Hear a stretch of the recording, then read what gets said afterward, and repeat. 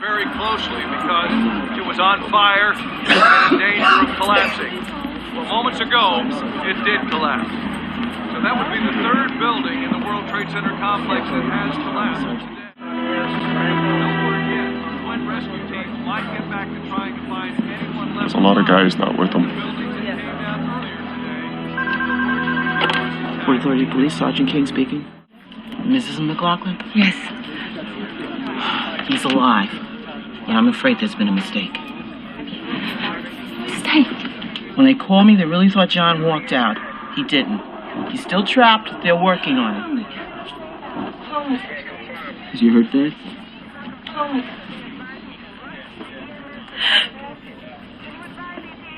This is not right. This is not right! He gave you everything, years of his life, and you can't even get this right!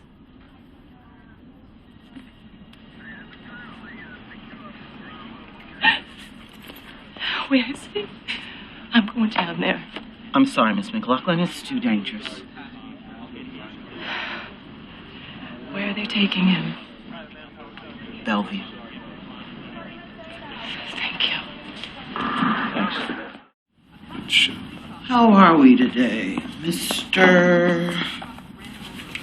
Howard? Horrible. How's Gary Singer? You mean Jerry Springer? Very well. It was a minor accident. He checked out last night. I'm sorry to hear that. Seeing Buck like this was hard. When an agent of a sovereign nation asks you these questions, you're instructed to answer truthfully. It's the law. Do you think you're above the law, Jay? Not really. I mean, I got arrested, didn't I? Did you just give me tone? No, there was no tone. You entered a foreign country under false pretenses with the intent to commit a crime. I actually haven't admitted that, so you can't put that down. But you do admit that you were driving the vehicle, and the vehicle you were driving was yours, and at no time during your stay with our neighbors to the north did someone else drive your vehicle. Can I put that down? Yes. Say I'm your lawyer. No. Say I'm your lawyer so we can talk privately. Say it. She's my lawyer. Blonde one's queer. Look at her. Fingernails are a dead giveaway. Cut all nice and short. Clean cuticle beds. Lesbians always trim their nails like that. You know why? So is Canada still ruled by the Queen of England? Because if the judges there are going to be wearing wigs, as an American, I might have an issue with that. You're not going to Canada ever again, possibly. They put a restriction on your passport. What? Charges have been dropped. You're going home.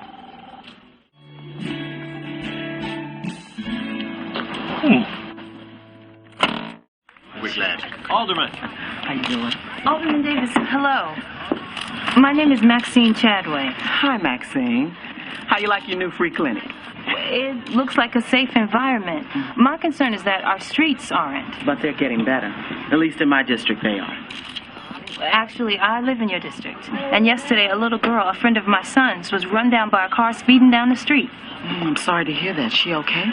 Her leg was broken. Cuts, bruises. But I'm glad to hear she'll be all right. Thanks for coming out today, sharing that story. But, Alderman, what about speed bumps? How to implement more speed bumps in our neighborhood is something I'm looking into. When? Hey, how you doing? When are you looking into it? Immediately. I'm going to use all the resources at my disposal to research the matter. Then, based on my findings, I'll take definitive steps to address the problem. Well, I just hope we don't have to lose any of our children while your office is taking definitive steps. I'll pray that we won't.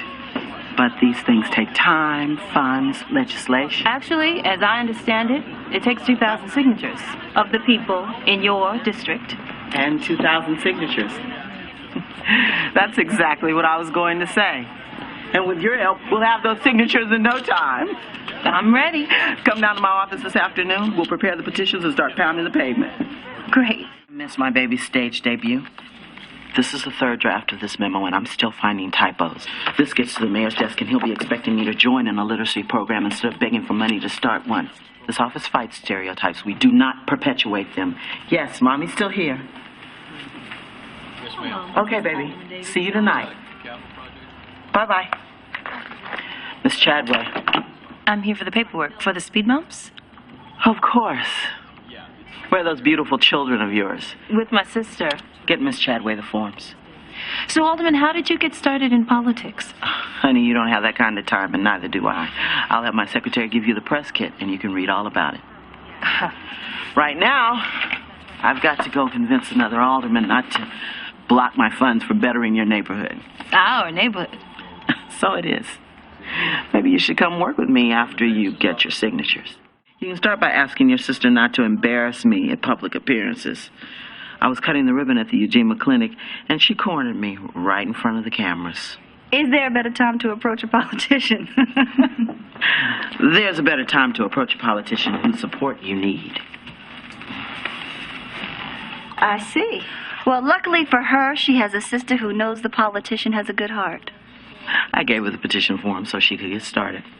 Any way to speed up the process? It's called a process because it takes time.